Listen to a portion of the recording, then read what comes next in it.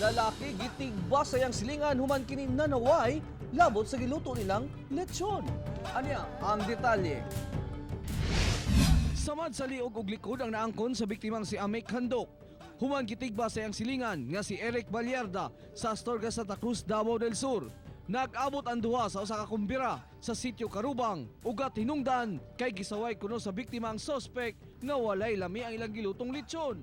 Ito ako tigbas, sa akong kaulaw. Ilang lechon? Tigod niya nga hilaw. Pero dili hilaw. Yes, Kapoy nag lechon tapang ka. tabang ko. Pero wala di ka na nang wanjud nga ngantsaw nga way lami. Siyempre, si gatong naglitson si Roger, ingon sa kuha nga, ya pre, may pagkatiray na ko, kikayo, crispy kayo, anak ko.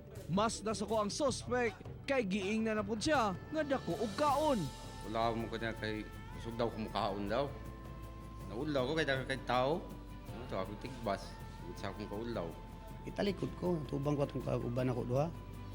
Sus, diretso ra magpiti sa akong likod. Paghikap na ko diri init man, sidlit mang dugo. Di paglingi na ko siya man. Todo mahay ang suspect sa nabuhat nga sa laod. Kinsa magatubang og kasong frustrated homicide. Maglikay ta sa mga kasamok, labi na sa Pasko daghang mga inom na mahitabo. So ilayo lang nato atong kagalingon sa mga kainit sa ulo, likayan nato na makadisgrasya ta. Kauban si Joe Pascual sa kamera. Ako, si Real Soroche para sa One Mindanao.